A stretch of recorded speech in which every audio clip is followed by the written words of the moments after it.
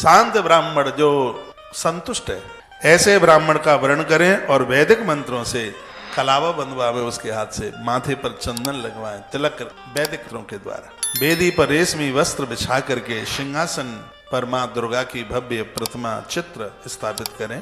उसके चित्र में माता के 8 हाथ, 8 भुजा हों या 4 भुजा हों, और उस प्रतिमा को साड़ी से सजा दीजिए। चूड़ियां इत्यादि 16 श्रृंगार का सामान होता है।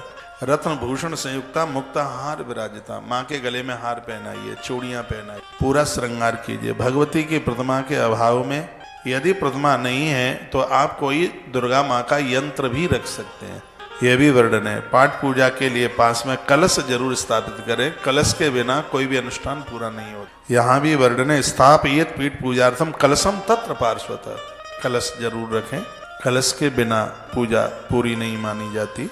वर्णन है कलश पर 5 पल्लव जरूर लगाएं, 5 तरह के पत्ते। 5 पल्लव संयुक्तम वेद मंत्र संस्कृत, वेद मंत्र संस्कृत में होता है, आचार्य संस्कृत के मंत्र, उसमें हल्दी डाली जाती है साबुत कलश में, उसके लिए भी मंत्र बोला जाता है। एक सिक्का डाला जाता है, उसमें भी मंत्र बोला जाता है। उसमें सुपारी डाली जाती है, उसमें मंत्र बोला जाता है।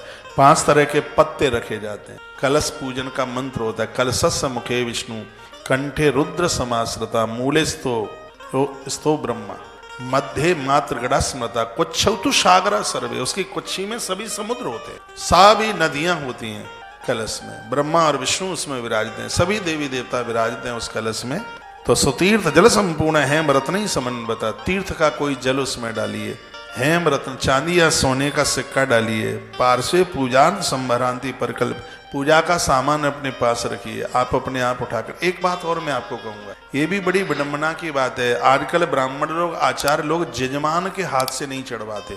ऐसे दोना लिया दिखाना मुझे है यहाँ पे, दे फटाफट। पूजा के ढंग बदल गए हैं, जो सब चीजें जजमान के हाथ से चढ़ानी चाहिए और वो बस जजमान की नीचे, उंगलियों के नीचे ऐसे उस दोना को छुआ देते हैं। फिर ये 6 फीट का जजमान का के लिए खड़ा हुआ है वहां पर, ऐसे ब्राह्मण ने लिया और यूं हाथ से छुआया और चढ़ा दिया, नहीं, वो जजमान के हाथ से चढ़वाइए। वर्णन है, मैं देवी महात्म्य में आपको सुना रहा हूं, इसमें वर्णन पार्श्वे पूजार्थ संभ्रात्य, पूजा की सामग्री इतनी नजदीक हो कि ब्राह्मण वो जजमान अपने हाथों से लेकर के उसको चढ़ा दे। ये बिल्कुल ठीक नहीं है कि पंडित जी ने लिया और जजमान के यूं ऐसे हाथ से लगाया और खुद चढ़ाया, नहीं, तो मंत्र बोलो, वो सब जजमान के हाथ से। आपके यहाँ पंडित जी आवे तो इन बात का ध्यान रखिए, जोत से कभी अगरबत्ती धूप बत्ती मन जलने देना, भींगा हुआ फूल देवी देवताओं पर चढ़ाना।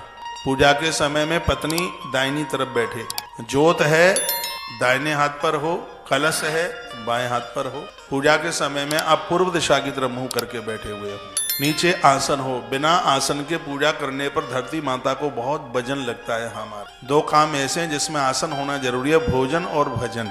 भोजन और भजन बताते हैं कि बिना आसन के आप भोजन करते हैं तो सगरे ग्रास दैत्यों के मुंह में पहुंच जाते हैं, इसलिए आसन का होना, भोजन और भजन दोनों में आसन, आसन बिछा कर। कोई आपके यहाँ आता है तो बैठने को आसन दीजिए, नीचे बैठकर भोजन का बड़ा आनंद है। आज तो लोग कुर्सियों पर खाते हैं, जमीन पर भोजन, जमीन, और भजन भी जमीन पर है। अब शरीर काम नहीं कर रहा है वो बात अलग है, नहीं तो दोनों काम करते समय धरती का अपना आपका एक बहुत बड़ा आनंद है।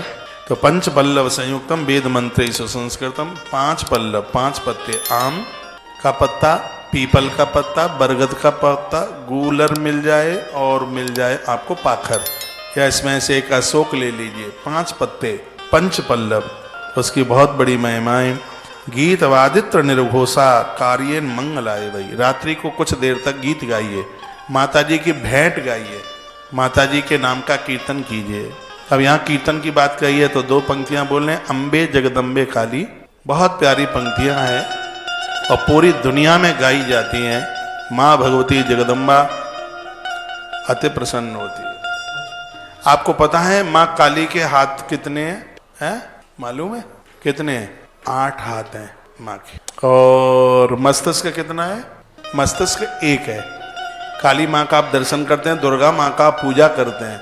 दिशाएं भी 8 हैं, पूरब पश्चिम उत्तर दक्षिण, और अग्नि कोण, नैऋत्य कोण, वायव्य कोण और ईशान कोण। इसे मिलाकर के दिशाएं कितनी हैं? 8 दिशाएं। तो इसका मतलब क्या होता है कि घर में 5 लोग हैं या 8 लोग हैं या 10 लोग हैं, एक मस्तिष्क का मतलब है कि घर का एक व्यक्ति जो भी कोई बात कह दे, उस काम को करने के लिए पूरा घर तैयार हो जाए, तो समझ लीजिए कि उसकी शक्ति भवानी की तरफ बढ़ जाती है उसकी।